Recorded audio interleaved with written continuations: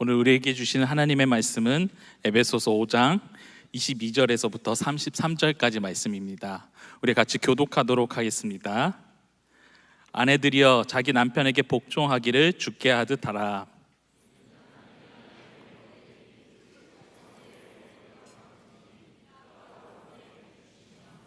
그러므로 교회가 그리스도에게 하듯 아내도 범사에 자기 남편에게 복종할지니라.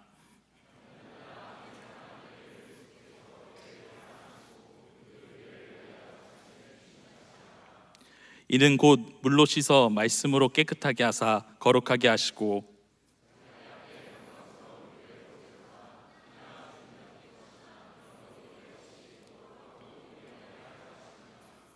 이와 같이 남편들도 자기 아내 사랑하기를 자기 자신과 같이 할지니 자기 아내를 사랑하는 자는 자기를 사랑하는 것이라.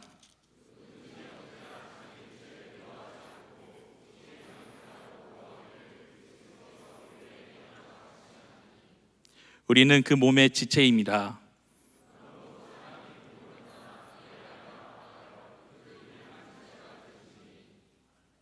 이 비밀이 크도다. 나는 그리스도와 교회에 대하여 말하노라. 다 같이 읽겠습니다.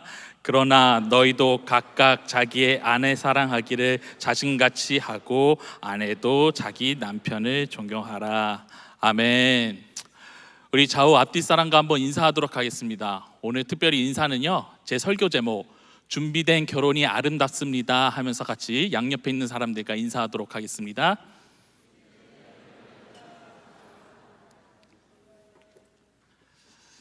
네, 제가 사랑의 교회 부임한 지 아직 1년이 채 안 됐습니다.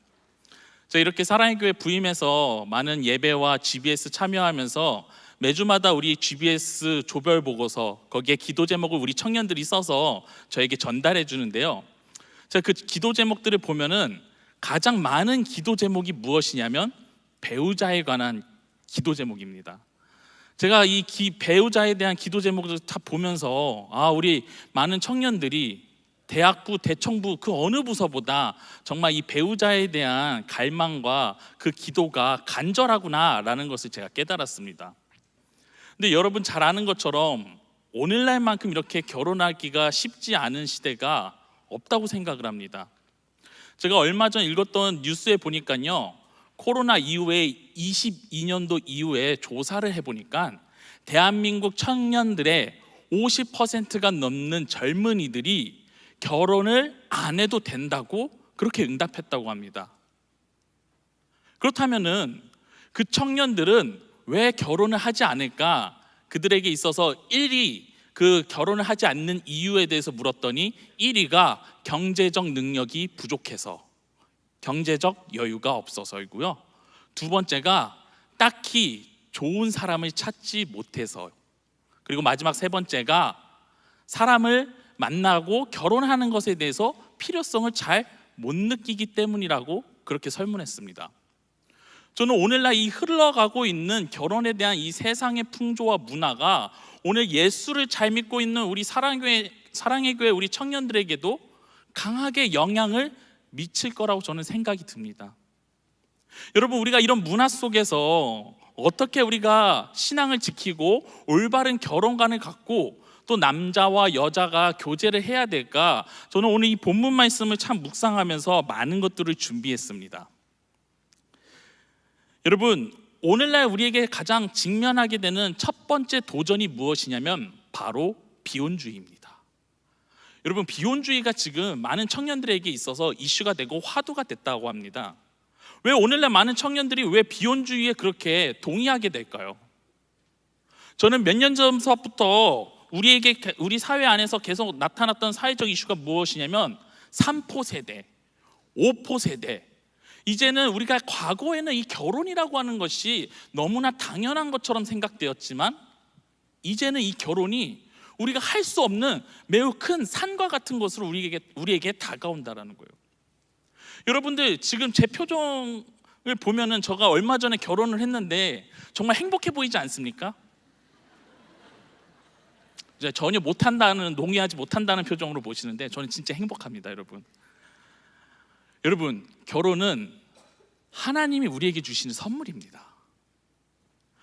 여러분, 창세기 우리 말씀 한번 읽고 싶은데요, 창세기 1장 28절 말씀 저와 함께 같이 읽어보도록 하겠습니다.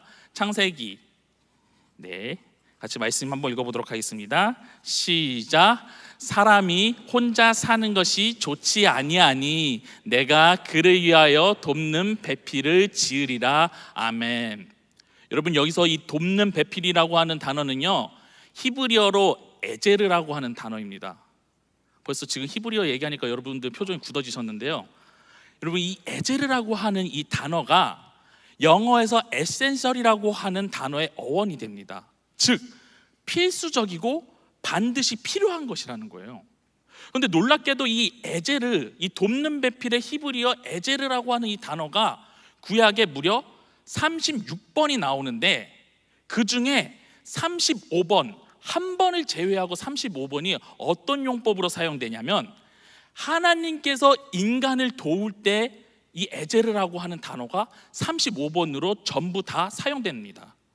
그렇다면 단 한 번, 방금 여러분과 제가 읽었던 이 말씀에서 돕는 배필이라고 하는 단어에서만 에제르라고 하는 단어가 사람과 사람 관계에서 딱 한 번 쓰여진다는 거예요.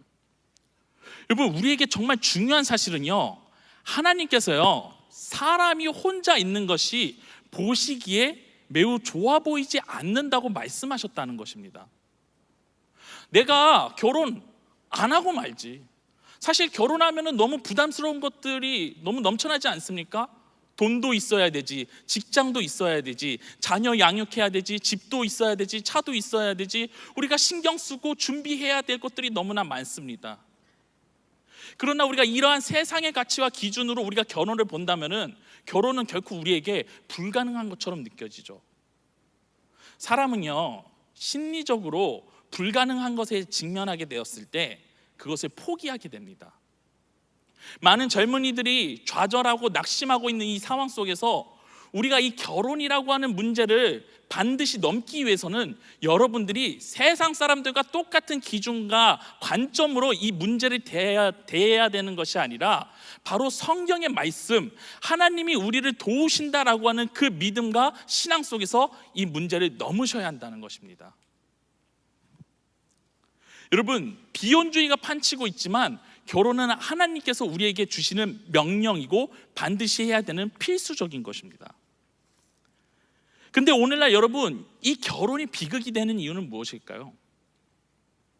저는 대부분의 많은 청년들이 지금 교제하고 계시는 분들도 있고 결혼에 대한 대상자, 배우자를 기도하면서 찾고 있는데, 여러분들이 그 배우자에 대한 기준이 사뭇 자기중심적일 때가 많습니다. 여러분, 남자분들, 우리 자매님들 볼 때 여러분들 어떤 기준으로 보세요? 신앙, 성경 통독, 큐티 하니? 너 어떻게 말씀을 몇 번 읽었니? 너 뭐 큐티 학교는 들었어? 제자 훈련은 너 받았니? 라고 하는 청년들을 제가 여기서 말을 멈추겠습니다. 우리 제자 훈련 교회니까. 남자들 대부분 우리 마음에 정말 손을 얹고 외모를 많이 보지 않습니까? 목사님, 제자 훈련은 언젠간 받으면 되니까 저는 외모를 포기하지 않겠습니다 라고 하는 청년들도 있더라고요. 또 우리 자매님들도 저마다 각자의 기준들이 있을 거예요.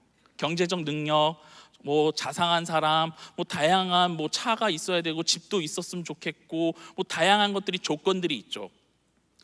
그러나 제가 많은 청년들과 상담하면서, 목사님, 이거는요 현실적인 문제예요. 이건 포기할 수 없어요, 목사님. 우리가 신앙생활 하지만 이 현실이라고 하는 장벽 때문에 여러분, 너무나 우리가 세상적인 가치에 물들어가는 것이 자연스럽고 당연한 것처럼 공동체 안에서도 생각할 때가 너무나 많다라는 것입니다. 여러분들, 결혼에 대한 목적은 무엇일까요? 오늘 에베소서 5장 27절 본문에 나오는데요, 결혼에 대한 우리의 분명한 목적은요, 저를 한번 따라해 보시길 바랍니다. 거룩입니다. 우리가 결혼을 쉽게 내가 행복하기 위해서 결혼하는 것이다 라고 생각할 때가 참 많습니다. 근데요, 이 행복이라는 것에 우리가 수식어가 사실 달려 있어요. 누구나 행복하고 기쁘고 즐거워야죠. 신앙생활 할 때도 우리가 기쁘고 즐거워야 되는 것처럼 결혼 생활도 당연히 행복을 찾고 구하는 게 너무나 자연스러운 이치 아닙니까? 근데요, 이 행복이라는 게 나의 행복을 추구한다는 거예요. 나의 부족한 부분을 상대 배우자로부터 경제적 능력, 외모, 성격, 나의 연약함, 부족함을 다 커버할 수 있는 마치 백마탄 왕자를 꿈꾸면서 우리가 그것을 헛된 꿈들을 꿈고 살아간다는 거예요. 여러분, 결혼을 하는 데 있어서 가장 중요한 것은요, 상대방이 갖고 있는 조건과 환경보다도 그 사람이 어떠한 중심과 가치관을 갖고 살아가느냐가 너무너무 중요합니다. 우리가 능력과 재정이, 물질이 여유 있는 사람을 만나면 우리가 행복할 것 같죠. 그런데 여러분, 그것을 중심으로 만나는 교제는 철저히 비성경적입니다. 왜냐하면 그 사람을 사랑하는 것이 아니라 그 사람의 물질과 재물을 의지하고 있는 거예요. 내가 그를 사랑하는 것 같지만 그 사람이 곧장 어려워지고 환경이 궁핍해지면 그 사람에 대한 매력이 사라지는 거예요. 또 예수를 믿는 그리스도인들이 그러한 조건들을 더 의지하고 내 인생에 있어서 가장 중요한 것이라고 1순위로 여길 때 우리는 하나님보다 더 세상적인 가치관을 우선순위로 여기고 있다는 겁니다. 제가 6월 10일 날 결혼을 했습니다. 그래서 이제 결혼 어떻게 보면 초보인데요, 제가 결혼하면서 한 가지 깨달은 게 있습니다. 제가 청년 시절도 그렇고 제가 결혼을 하기 전에 어떤 생각을 했냐면, 그래, 나는 결혼하면 진짜 잘해야겠다, 결혼하면 이것도 하고 저것도 하고 정말 잘해야겠다 라고 생각했는데, 막상 결혼을 하니까 진짜 현실적인 제 모습, 진짜 제 모습을 제 아내에게 보여지기 시작한다는 거예요. 여러분, 결혼은요, 결코 내가 결혼을 하고 난 뒤에 잘하는 것이 아닙니다. 오늘 이 자리에 앉아 계시는 사랑의 교회 청년 여러분들이 지금까지 살아왔던 모습, 지금 있는 그대로의 모습을 갖고 그 결혼을 살아가는 거예요. 그렇기 때문에 여러분들이 결혼에 대해서 준비하지 않는다면은 여러분들의 결혼 생활이 굉장히 비극적이고 힘들어질 수가 있다는 거예요. 제가 신학대학원 시절 때 같이 신학 과목을 들었던 어떤 상담학교, 기독교 상담학을 전공했던 한 우리 원우가 있었습니다. 근데 그분이 교회에서 상담을 그렇게 같이 했대요. 그래서 그 교회 안에서 상담을 받았던 안수 집사님이 있었는데, 그 안수 집사님 부부를 상담하는데 그 안수 집사님의 또 부인 되시는 권사님이 매일마다 그 남편 안수 집사님 때문에 힘들다는 거예요. 뭐 때문에 힘드냐면은 매번 자기 남편이 교회에서 열심히 봉사하고 신앙생활도 잘하는 것 같은데 매일마다 술을 마시고 오면은 그렇게 자신에게 손찌검을 한다는 거예요. 여러분, 술 마시고 손찌검을 한다는 거예요. 예수를 믿는데도 불구하고. 근데 그 술이 깨고 다음날 되면은 그 안수 집사님이 어떻게 행동하냐면은 무릎을 꿇고 싹싹 빈대요. 내가 잘못했다고, 내가 2번 다시 그러지 않을게, 내가 잘못했어, 용서를 구하는 거죠. 그러면은 그 권사님이 눈 한번 딱 감고 용서해 주는 거예요. 그리고 그 문제가 해결이 되었을까요? 아닙니다. 또 술 마시고 또 손찌검을 하고 또 폭력적인 반응이 나오는 거예요. 알고 보니까 그분을 상담하면서 보니까 어린 시절에 자기 아버지가 늘 술에 취해서 오시고 자기 어머님과 자기를 폭력하고 폭력을 일삼고 때렸던 그 환경에서 자라왔다라는 거예요. 여러분, 우리가 결혼 생활이라고 하는 것은 하루아침에 손바닥을 앞뒤로 뒤집듯이 바뀌는 것이 아닙니다. 여러분, 우리가 철저히 준비되어야 하는 것이에요. 우리 오늘 본문 말씀을 같이 함께 읽고 싶은데요, 에베소서 5장 22절 말씀 우리 다 같이 한 목소리로 읽어보도록 하겠습니다. 시작. 아내들이여 자기 남편에게 복종하기를 주께 하듯이 하라. 여러분, 아내들이여 남편에게 어떻게 하라고요? 네, 차마 지금 갑자기 자매님들 표정이 지금 굉장히 화가 나신 것 같은데, 아까 설교 직전에 오늘 복종하라라는 메시지 전할 것 같다니까는 어떤 한 자매님이 지켜보겠대요. 그래서 제가 떨리는 마음으로 지금 생명의 위협을 받고 지금 말씀을 전하고 있습니다. 여러분, 제가 이 본문을요 헬라어 원문을 봤는데 놀라운 사실을 발견했습니다. 이 22절 남편에게 복종하기를 주께 하듯이 하라에서 이 복종하기를 이라고 하는 단어가 아예 없어요. 헬라어에서는 원문에서는 복종하라라고 하는 말이 없는 거예요. 그냥 주께 하듯이 하라고 나와 있는 거예요. 그러면 이 복종하기를 이라고 하는 단어가 왜 도대체 이 성경에서 이렇게 번역됐을까? 어떤 남자가 번역하면서 일부러 의도적으로 넣은 걸까요? 21절 말씀 우리 한번 다 같이 읽어볼까요? 시작. 그리스도를 경외함으로 피차 복종하라. 바로 앞절인 피차 복종하라에서의 그 원문에서의 그 단어의 복종이 바로 여기에 연결돼서 나오는 거예요. 근데 중요한 건요 21절에서 사실 자매님들만 남편에게 복종하라라고 말하는 것이 아니라 피차, 이것을 좀 더 쉬운 말로 바꾸면요 서로라는 것입니다. 서로 복종해야 된다라는 거예요.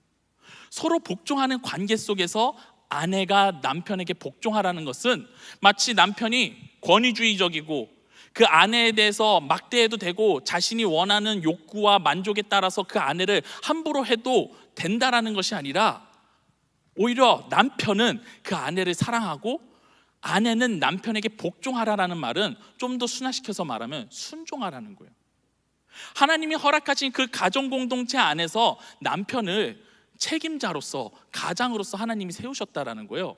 그렇기 때문에 그 권위를 인정하는 것처럼 이 아내가 남편에게 순종하고 복종해야 한다고 말하고 있는 것입니다. 우리 아내들이, 우리 자매님들이 남자친구한테 또 남편에게 복종한다라는 말이 굉장히 껄끄러울 수 있지만 우리 형제님들은 그렇게 웃으면서 목사님 잘하고 있습니다 이렇게 보실 필요가 없어요. 하나님은 우리 남편들에게 아내를 어떻게 하라고 말씀하셨냐면요 사랑하라고 말씀하셨어요. 여러분, 이 사랑하라고 하는 말은 굉장히 무서운 말입니다. 우리 형제들에게, 남편들에게 정말 어마어마하게 큰 책임감을 요구하고 계신 거예요.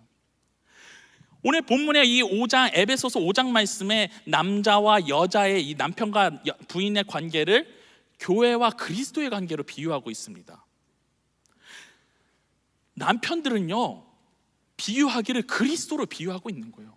즉 주님이 사랑하듯이 우리 모든 형제님들이 자매님들을 정말 무한하게 사랑해야 된다는 거예요. 무한정 희생하셔야 된다는 거예요.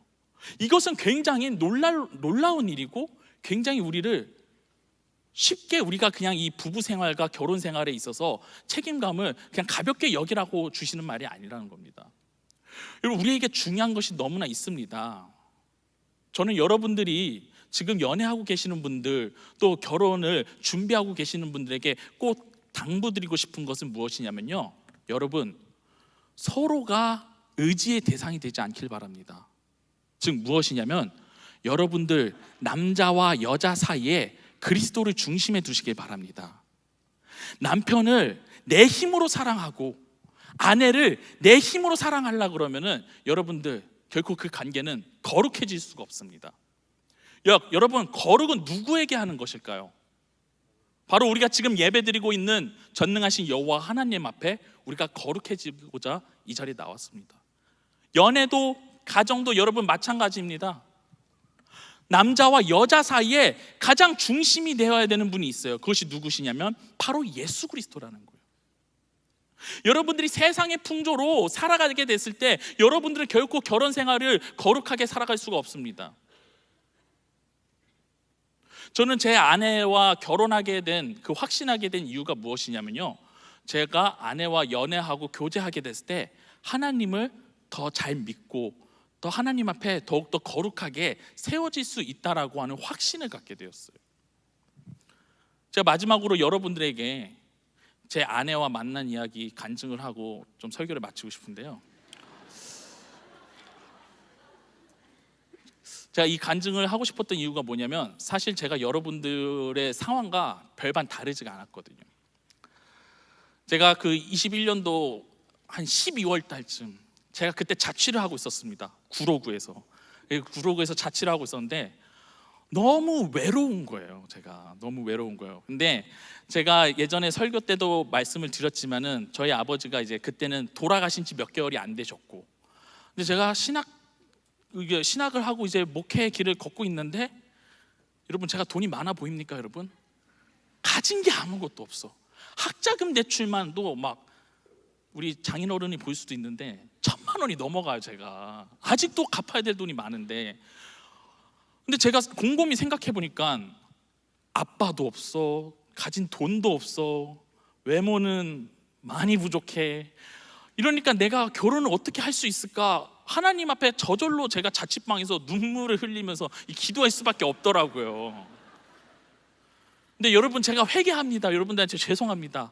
가진 것은 없는데 눈은 또 높았어. 제가 하나님, 제가 그래도 목사인데 많은 수많은 목사님들이 사모는 잘 만난다고 하는데 제가 아무나 만날 수가 있겠습니까? 하면서 여러 가지 뭐 성격도 봐야 되고 뭐 여러 가지 뭐 능력도 보고 뭐 직업도 있었으면 좋겠고 막 이런 거 보니까는, 와, 진짜 현실을 따져 보니까 내가 결혼할 수 있을까라고 하는 두려움에 사로잡히게 되더라고요.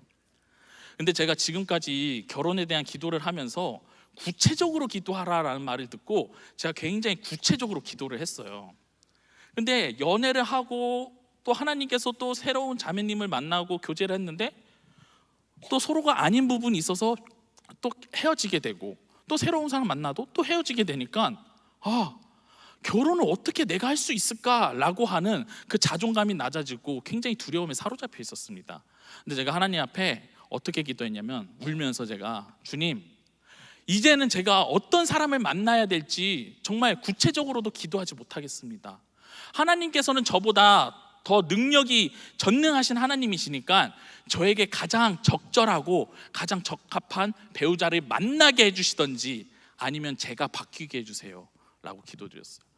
근데 제가 그때 그 기도를 하니까 21년도 12월 달 딱 어떤 마음이 있었냐면은, 12월 달이니까 22년도 1월 1일 날 송구영신 예배가 있었어요. 그게 이전 교회였는데 갑자기 하나님께서 저에게 주셨던 마음이 무엇이었냐면, 내 통장에 돈이 얼마가 있던지 간에 1원도 빠지지 않고 내가 송구영신 예배 때 내가 다 헌금해야겠다. 그래가지고 제가 은행에 가가지고 그 송금 그 인출을 했어요. 근데 제가 참 부족한 게 무엇이냐면 1원도 안 남기고 다 헌금하겠다 그랬잖아요. 근데 예를 들어서 제가 돈이 뭐 86만 얼마 있다 그러면은 딱 80만 원만 딱 맞춰가지고 제가 뺀 거예요. 그래가지고 그거를 이제 들고 교회를 가는데 마음에 막 죄책감이 너무 드는 거예요. 내가 하나님 앞에 1원도 빠지지 않고 헌금하겠다 그랬는데 내가 뒤를 돌아보는구나. 막 이거는 헌금 드려도 죄책감이 있고 이거는 찝찝하고 안 드릴 수도 없고 뭐 이런 상황 속에서 제가 그 작년도 그 송구영신 예배 때 헌금을 드렸어요. 근데 그 헌금 봉투에 첫 번째, 그때 독일 유학의 길을 열어주세요. 두 번째, 돕는 배필을 만나게 해주세요라고 딱 그렇게 적었어요. 그래서 딱 헌금을 했는데 너무나 그 헌금을 내기 직전까지도 마음이 어려운데 내는 그 순간 갑자기 마음에 기쁨과 환희가 막 생겨나는 거예요. 그러면서 어떤 확신이 생겼냐면, 하나님이 이번 연도에 어떤 일이라도 내겠다, 하나님이 반드시 뭔가 일을 내시겠다, 이 기도응답 해주시겠다라고 하는 확신이 생기더라고. 그리고 그 이제 송구영신 예배가 끝나고 저는 이제 목사니까는 이제 월요일부터 월요일이 제외하고 화수목금토일 다 사역을 하잖아요. 근데 제가 이제 목회자로서 한 가지 철학이 있었습니다. 그게 무엇이냐면, 내가 사역하는 교회에서 절대 그 자매들을 만나지 않겠다라고 하는 그 철학이 있었어요. 근데 목회자가 화요일부터 주일날까지 교회 사역을 하는데 자매를 만날 길이 없는 거예요. 그랬더니 아는 집사님이 어느 날 갑자기 저한테 툭 던지듯이 말하더라고요. 제가 묻지도 않았는데, 목사님, 저희 부부는요 크리스찬끼리 소개해주는 어떤 사이트를 통해서 만났어요, 이런 얘기를 하는 거예요. 그래서 제가 그때 뭔가 그 말을 들으니까 갑자기 막 눈이 열리고 막 귀가 열리면서 이게 뭐지? 하면서 제가 딱 거기 사이트를 알아봤어요. 우리 리더들한테 그 사이트 간증을 했는데 간증에 대해서 은혜됐다는 말이 아니라 사이트 어디냐고 저한테 묻더라고요. 그래서 제가 그 사이트에 딱 들어왔는데 무료 회원, 유료 회원이 있는 거예요. 유료 회원은 아주 짧은 단기간에 많은 사람들을 소개받는 거고, 무료는 한 달에 딱 한 명 소개해 주는 거예요. 여러분, 제가 유료로 했을까요? 무료로 했을까요? 여러분, 제가 회개하겠습니다. 무료를 했어요. 왜 그러냐면 제 마음에 확신이 있었거든요. 야, 나는 문만 열어놓으면은 하나님이 알아서 일하신다. 난 무료로만 딱 열어놓고 해놓고 돈 아까우니까 어차피 하나님 일하실 거니까 무료로만 하고 하나님이 알아서 일하시겠지라고 제가 확신을 해가지고 무료로 한 거예요. 근데 이제 첫 번째 달 딱 갔는데 자매님 프로필, 첫 번째 프로필 딱 봤는데 이 자매님 너무 귀한 분인데 나랑 좀 안 맞는 게 있는 것 같아서 좀 두 번째 달 프로필 딱 봤는데 이분은 좀 뭔가 굉장히 이렇게 좀 날카로운 것 같아 보이고 무서워 보이고. 세 번째 됐는데 마음에 막 감동이 막 물 붓듯이 막 샘솟아나고 너무 이분이다라고 하는 분이 있었어요. 그래서 제가 만나고 싶다고 했어요. 그럼 어떻게 되냐면 그 시스템이 중간에 매니저분이 있어요. 그러면 이 형제님이 했다고 그 자매님한테 딱 알려주는 거예요. 그럼 그 자매님이 한 형제와 같이 데이트하고 싶다 그러면은 같이 를 하면은 이제 만날 수가 있게 되는 거예요. 근데 제가 이제 했는데 그 자매가 어떻게 했을까요, 여러분? 오늘 설교하다가 제가 처음으로 시험 들 것 같습니다. X를 진짜 했어요. 근데 제가 참 웃긴 게 뭐냐면 그때 확신이 있어가지고 나 같아도 목회자랑 누가 결혼하려고 하겠어, 이 사람 아닌가 보구나 해가지고 제가 그냥 다른 사람인가 보구나 하고 제가 의연하게 넘겼어요. 근데 1주일인가 2주일 지나고 이미 X가 돼서 이제 넘어간 거였는데 갑자기 매니저한테서 연락이 오는 거예요. 형제님, 일전에 그 형제님이 그 좋다고 만나고 싶다 했던 그 자매님이 X를 하셨는데 그 자매님이 기도하고 예배하는 중에 하나님한테 말씀의 응답을 받아서 나를 만나보고 싶다라는 거예요. 여러분 왜 반응이 없으세요? 제가 결혼한 게 그렇게 여러분 신기합니까? 그래서 를 하니까 주님은 살아계신다 역시. 그래서 제가 안양 범계역 도시커피에서 첫 만남을 가졌어요. 근데 제가 첫 만남을 가졌는데 정말 시간 가는 줄 모르고 한 5-6시간을 화장실을 서로 한 번도 안 가고 이렇게 대화가 너무 잘 통하는 거예요.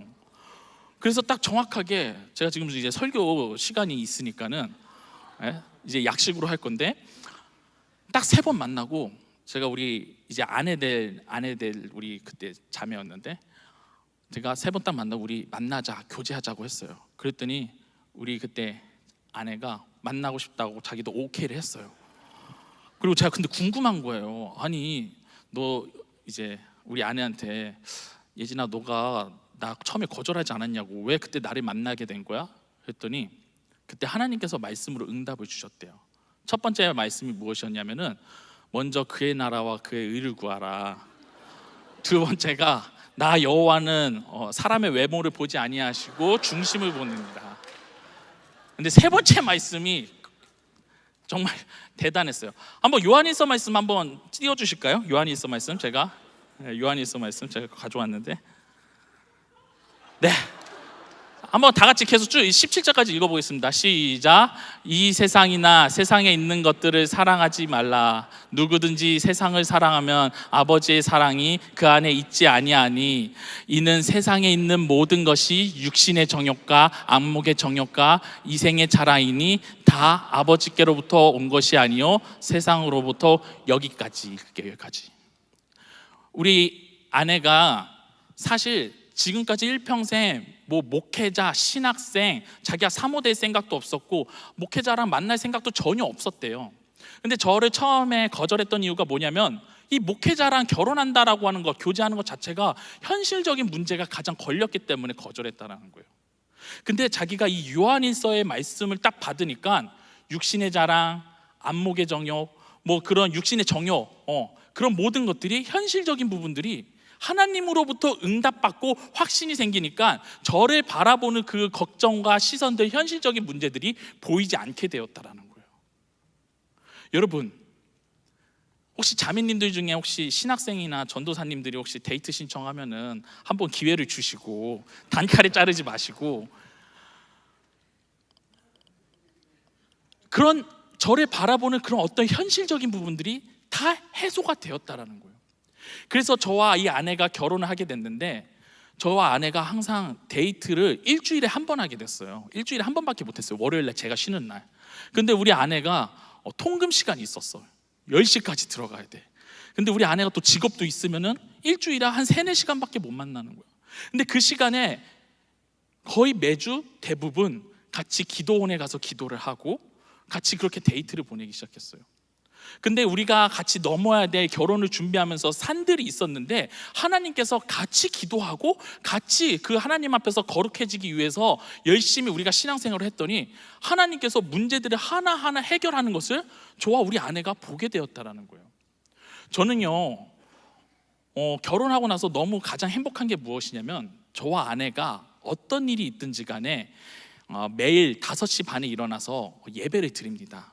그래서 찬송가 2곡 부르고 기도 3-4꼭지 하고 그 다음에 말씀 3장 읽고 같이 나누고, 그렇게 매일마다 이렇게 예배를 드리고 있어요.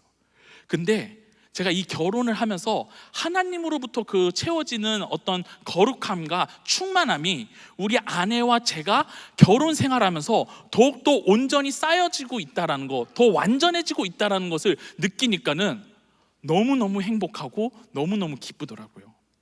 저는 여러분들 혹시나 세상의 가치관과 또 어쩌면 이 결혼이라고 하는 것이 너무나 부담스럽고 힘든 일이야, 산이야, 어려운 일이야, 그냥 하지 말아야 되지 라고 생각하시는 우리 청년들 계신다면은 여러분, 그러한 생각은 내려놓으시길 바랍니다. 혹시 오랫동안 배우자와 또 돕는 배필을 위해서 기도했지만 응답이 되지 않는 분들 계십니까? 그러나 여러분 절대 낙심하지 마십시오. 여러분들이 하나님 앞에서 믿고 간절히 끈질기게 기도할 때 하나님께서 이미 여러분들의 창조하시기 이전부터 선택하시고 예비하셨던 그 돕는 배필과 배우자들을 만나게 해주실 것입니다. 여러분, 이제 말씀을 마칩니다. 여러분들 인생 가운데 가장 시급한 건요, 바로 이 결혼이라고 하는 문제예요. 여러분들이 누구를 만나느냐가 너무나 중요한데, 이 문제를요 세상적인 방식으로 여러분들이 해결하려고 하면은 여러분들 결코 해결될 수 없습니다. 반드시 거룩함을 믿고 하나님 앞에 온전히 교제하고 세상의 가치관을 내려놓고 하나님 앞에 더욱더 신실하게 나아가시는 우리 사랑의 교회 청년 여러분들 되시길 주님의 이름으로 축복합니다.